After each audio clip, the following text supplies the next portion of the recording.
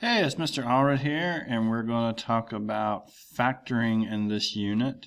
Talk about several things here. Let's start off with collecting like terms, the distributive property, factoring common terms out of a expression.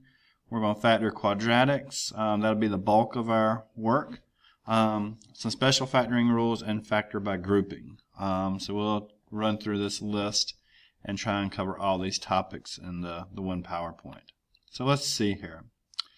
First thing I want to talk about is, what are like terms? Well, like terms are expressions that contain the same variables with the same exponents. Okay, and by that means like terms will both have x's in them, and they would be both x to the first, like over here.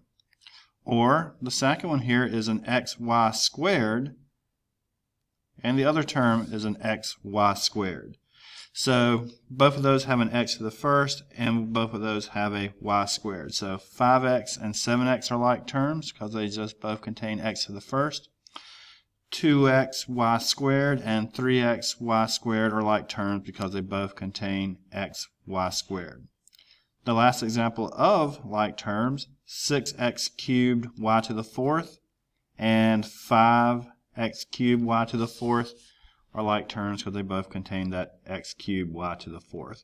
So the coefficient can be different, the number in front, but you need the same variable parts because you can't physically combine, add letters together.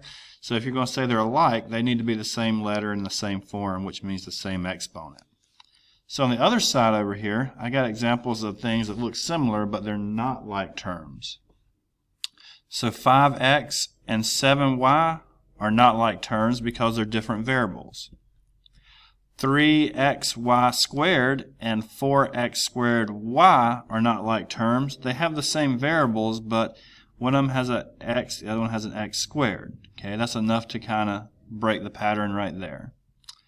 The last example here, 2xy squared and 3xz squared. Well, the exponents are the same, but the variables are different. One has a y squared, the other one has a z squared.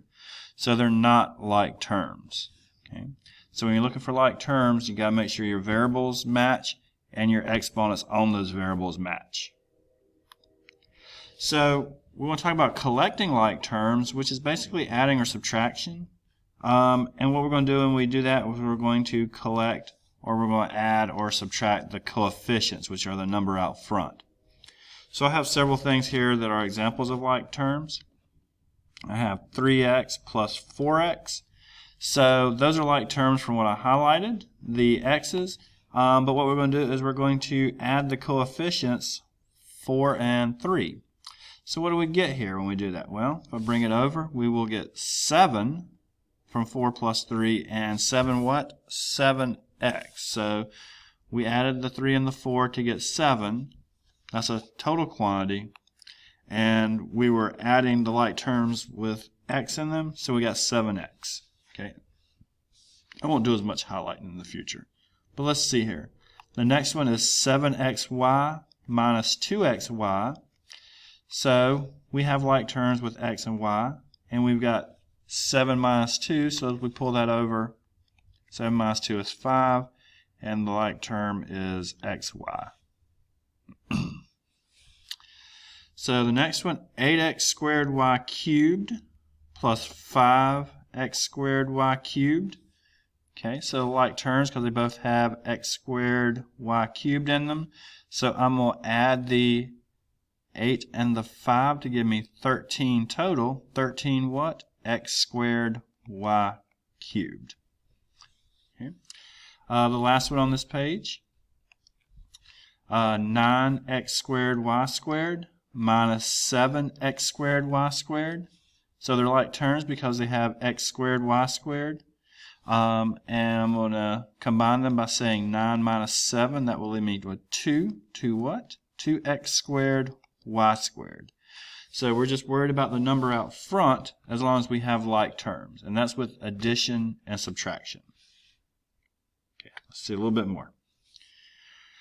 So now we're at multiplying. Okay, well, multiplying does not require us to have like terms. So trying to combine these expressions are kind of like when you have fractions. Like terms are kind of like common denominator, which means you can add them or subtract them, which we just did on the previous one. We can combine those fractions if they have like denominators. But we can multiply fractions even if they don't. But what we'll do here is we will use our properties of exponents and our real number properties to multiply expressions together. So the first one is 2x times 3x. So there is two number parts here, which are 2 times 3. That will give me 6. And then there's a x times x. So we have to go back to our rules of exponents. That would give me x squared. So I'm not adding those together, I'm multiplying them. So I got a new term. I had 2x times 3x. I got 6x squared, which is kind of like a new unit. The next one here is 2x times 3y. So we got some extra things here that we usually don't, because we do have like numbers. Okay, we can multiply 2 times 3, which will be 6 again, but there's only the x in the first one, and there's only y in the second one. So pulling this over, I have 6xy. So there's no way to combine x and y together, whether we're multiplying or adding, subtracting. The next one here. 3xy times 4y. So, what happened there? So I do have some like things as far as the y's, but that's only because they're the same variable. It has nothing to do with adding or subtracting. But 3 times 4 is 12.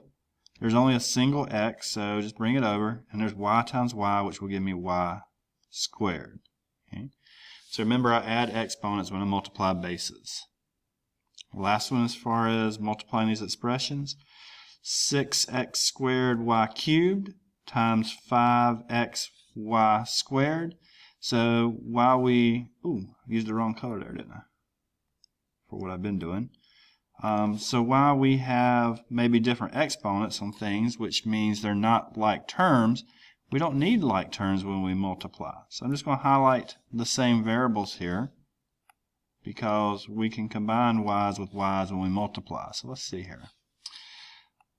6 times 5 is 30. X squared times x is x cubed. And y cubed times y squared would be y to the 5th. Remember, we're adding. Okay. Alright, so let's kind of come down here. And let's just stop right there for this video, and we will pick back up with some distributive property.